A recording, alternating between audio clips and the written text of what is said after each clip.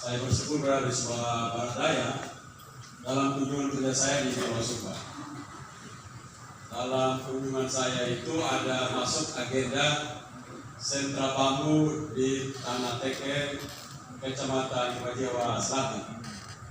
Dan saya lihat tempat ini sangat bagus. Cuman memang karena namanya sentra bambu jadi agak salah.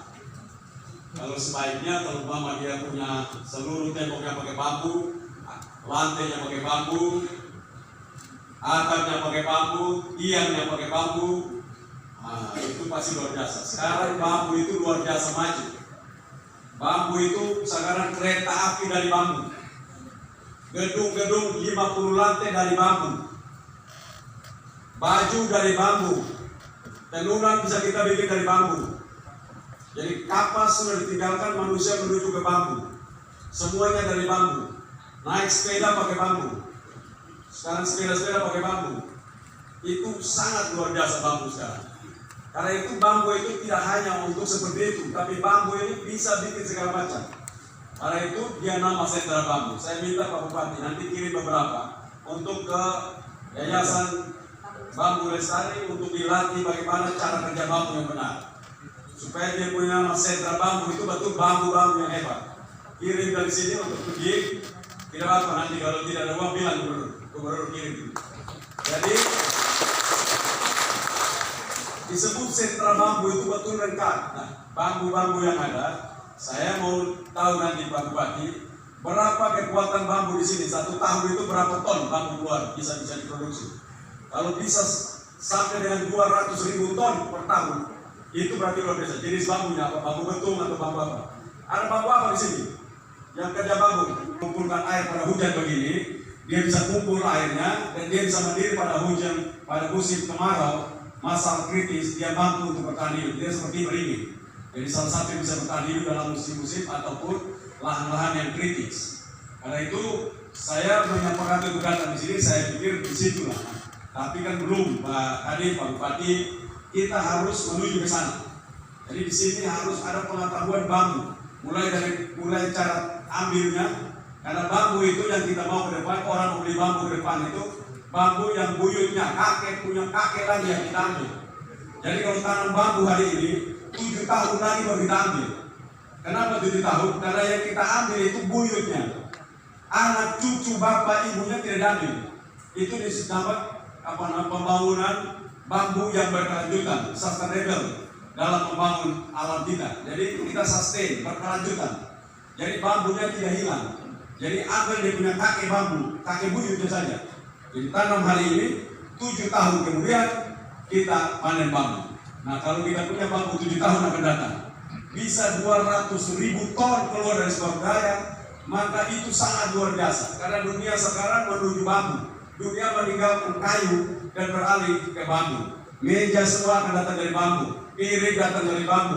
Bapak ibu nanti naik mobil semua, dia punya apa semua dari bambu. Semua akan menuju ke bambu. Nanti bapak bikin atapnya pakai kayu, bambunya itu. Jadi dipres dia menjadi atap.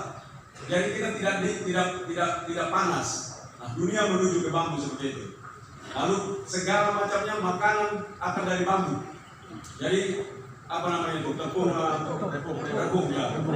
Rebung dari tepung rebung itu dari bambu. Makanan paling hebat yang terkenal sekarang itu rebung. Jadi rebung itu di China itu luar biasa mahalnya. Nah, Jepang, China dan yang lain sedang siapkan itu. Karena itu bambu itu bukan saja ngurus begini, dia berpakaian bambu ke depan. Nanti saya kirim baju-baju bambu.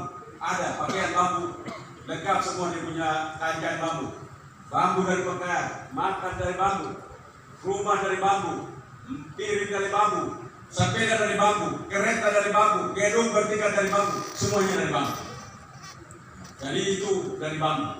Karena itu saya harapkan lewat Pak Bupati, program yang sekarang kita dorong ini, kita harapkan 3.000 desa bambu di Nusa Tenggara Timur, peran sebuah para daya ikut berperan untuk mengambil bagian yang nanti untuk kita bisa berkolaborasi di sana. Dana desa, pemerintah kabupaten dan provinsi, kita harapkan dari pemerintah pusat juga ikut partisipasi. Maka kita di tahun 7 tahun dari sekarang berarti di tahun 2029 itu NTT salah satu punya kekuatan suplai produksi bambu terbesar di dunia. Hari ini China nomor 1 hari ini. Mereka punya ratus ribuan hektar bambu di sana. Tapi kita bermimpi, kita harus punya bambu dan bambu yang dilatih masyarakat untuk sustain. Jawa sekarang betul mereka punya banyak bambu, tapi mereka tidak sustain karena mereka potong sekaligus habis semua. Yang mau dimau oleh dunia hari ini, mereka tidak mau beli bambu. Yang ambil anak cucu kamu diambil semua, mereka tidak mau. Yang mereka mau pasar dunia hari ini adalah yang ambil dia punya pakai buyut saja. Jadi yang ada tanam, datang lagi anak, datang lagi cucu, maka ini sudah pakai di sini, datang lagi, nah ini yang diambil. Yang lain tetap hidup, yang ini diambil. Itulah yang mau dibuat oleh dunia hari ini. Dan saya harapkan ini juga dilatih lewat kadis kehutanan di sini ada. Kehutanan pertanian, kehutanan pertanian dan industri jadi satu. Ini perencanaan yang sama. Jangan industri lain-lain, pertanian dan kehutanan tidak tahu di barat. Karena dia punya industri itu bisa jadi kalau pasokannya ada. Pasokannya datang dari bambu, siapa yang kerja? Pasti kehutanan dan pertanian yang kerja ini. Jadi pertanian di sawah, berapa sawah yang disiapkan untuk masyarakat itu. Karena tanam padi juga, tapi tanam bambu juga. Maka 3 hektar kita harapkan bisa dapat untuk di Sumbawa Barat Daya ini beberapa hektar dipakai untuk bambu. Karena begitu taruh, ibu apa sudah dapat uang? Sudah dapat uang. Begitu taruh itu, terus dapat uang terus. Jadi mulai kita dapat rebungnya, dapat ininya. Jadi sepanjang itu bukan 7 tahun baru kita dapat uang. Sepanjang itu tiap tahun kita dapat uang. Tiap bulan kita dapat uang. Nah karena itu memang harus dilatih supaya mengerti. Saya minta untuk anak-anak itu dikirim. Kalau bisa ya, bangsa 15 orang. Anak muda yang mau belajar serius, jangan pemalas. Yang mengantuk-mengantuk jangan. Yang pemalas jangan. Yang rajin betul 15 orang. Ibu-ibu yang belajar untuk tanam bambu juga bisa itu. Karena di Flores, di Ngada, Manggarai Timur, sebagian di Nageteo, itu ibu-ibunya hidup lebih baik. Mereka berubah karena kerja bambu. Nah, saya harapkan di Sumbawa Daya juga dapat lakukan itu.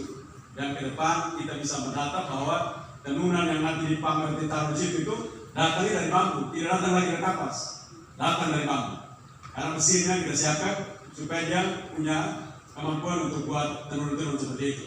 Lebih enak, lebih rasa di badan itu lebih nyaman kalau dari bambu. Ya. Nanti saya kirim bupati supaya bupati mana-mana kasih tamat supaya pakaian bambu, pakaiannya dari bambu, baju kaos dari bambu. Rasa jalan begini kita tidak panas, karena badannya itu enak, jadi kita tidak rasa panas dari bambu itu. Karena itu sekali lagi terima kasih atas semua penerimaan yang luar biasa kepada pemerintah Kabupaten Sumbawa Daya dan seluruh masyarakat. Tapi kita terus harus belajar untuk menata masa depan dengan seluruh potensi yang ada di milik kita ini, untuk kita mampu memberikan kontribusi kepada masyarakat dunia bahwa cara berpikir orang Sumba, khususnya Sumba Daya, juga mampu melahirkan pikiran-pikiran yang hebat, bukan model seperti zaman Nabi Nuh sana masih hidup, tapi kita juga sekarang kita maju luar biasa, cara berpikir makin hebat, makin maju, dan itu menunjukkan bahwa kita sekolah. Beda orang tidak sekolah dan orang sekolah adalah kalau orang sekolah itu dia melihat seluruh gejala-gejala sosial, gejala-gejala alam, dan kemungkinan menuju masa depan untuk dia melakukan perubahan-perubahan. Itu beda orang berpendidikan dengan orang tidak berpendidikan. Karena itu ciri khas kerja-kerja orang berpendidikan, dia tahu masa depan di sana dan dia persiapan hari ini sehingga masa depan itu menjadi bagian mereka. Masa depan itu menjadi tidak lari dari mereka, tapi menjadi bagian mereka karena mereka telah menyiapkan seluruh pekerjaan, seluruh persiapan untuk meraih masa depan mereka. Itu saja, sekian, terima kasih.